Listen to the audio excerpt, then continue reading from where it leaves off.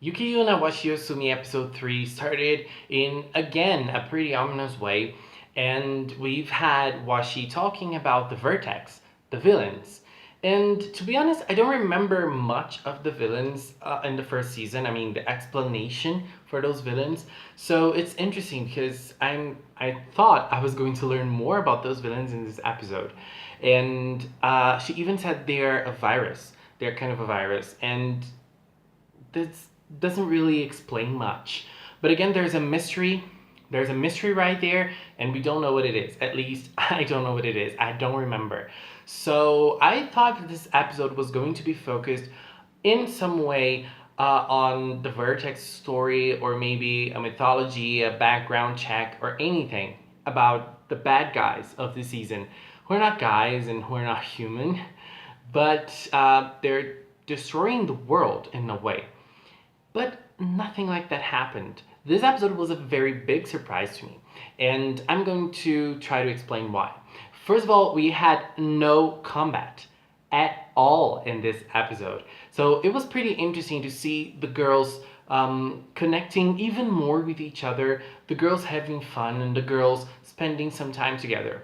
And this episode had such a nice pace and such a different pace from what we would expect in a Magical Girl show like this, especially with such a short number of episodes. We only have 6 episodes to go, so I thought that the action would be pretty intense since the start, but I was wrong. And to be honest, if I was to think that an anime with 6 episodes would not have much combat and would focus more on their lives, I would be kind of disappointed, but that's not the case with those 3 characters.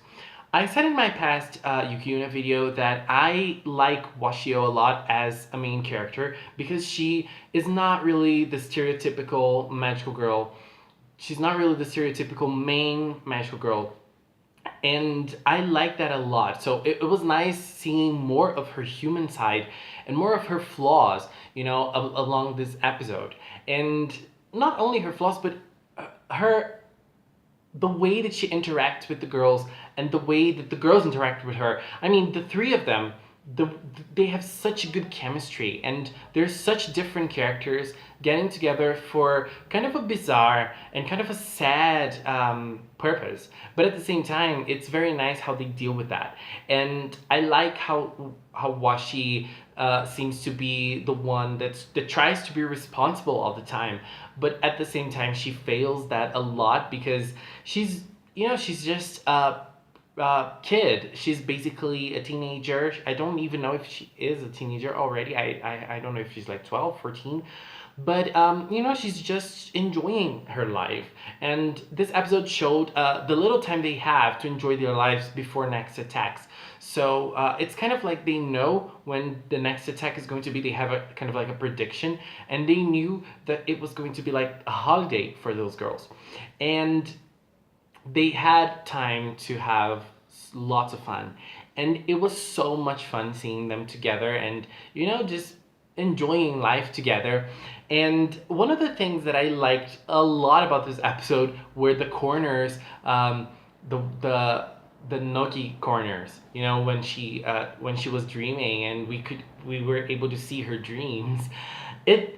It really looks like a sitcom and not really a magical girl anime, not really Yuki Yuna, as we know it. So it had such a different feeling, it had such a different structure from a regular episode, and that really made me love this episode even more. So it was really nice seeing Nogi's dreams and um her hallucinations, because Nogi is totally insane. She is crazy, and that's probably why she is my favorite.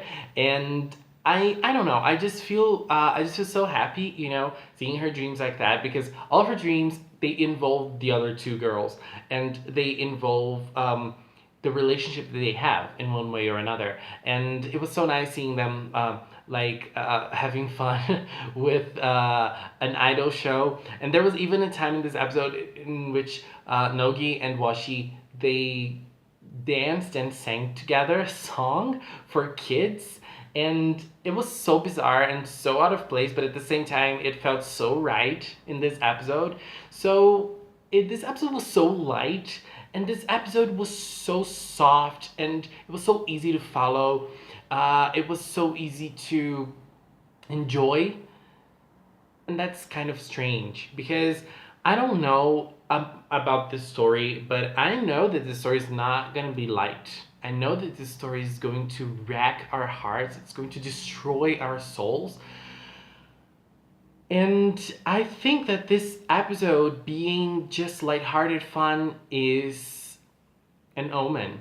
It's a way of them saying goodbye to of us and of us the viewers saying goodbye to those characters because probably things are gonna start next episode. I mean, the bad things are gonna start next episode because so far things have been pretty light apart from some pretty intense fights that they're having.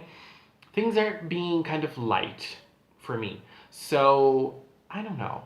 I really think that next episode, I feel like this is a goodbye, and next episode we're gonna have those girls suffer their fates because their fates are really sad, and I hate Yuki Yuna for that, but I can't stay away. So yeah, I loved the third episode, and I think this episode was the best so far. I had so much fun, and I mean, I'm having so much fun with those three characters. I love them so much, all the three of them. And I thought that in the start they were kind of generic, they were kind of boring, but they're not. They're actually very interesting, and I just love them so much. So I'm really curious as to what's going to happen. So I actually hope that nothing that bad happens to them. I'm being so naive here. But anyways, let's just suffer together next time. Guys, please leave a comment with your opinions. Let's talk about this amazing episode. Let's talk about our hopes for the next three episodes. We're halfway there with the story of Washi. And I'm very curious as to what those girls are gonna have to go through because it's not gonna be easy. I'm sure of that. Guys, thank you so much for watching, and until next time, bye bye.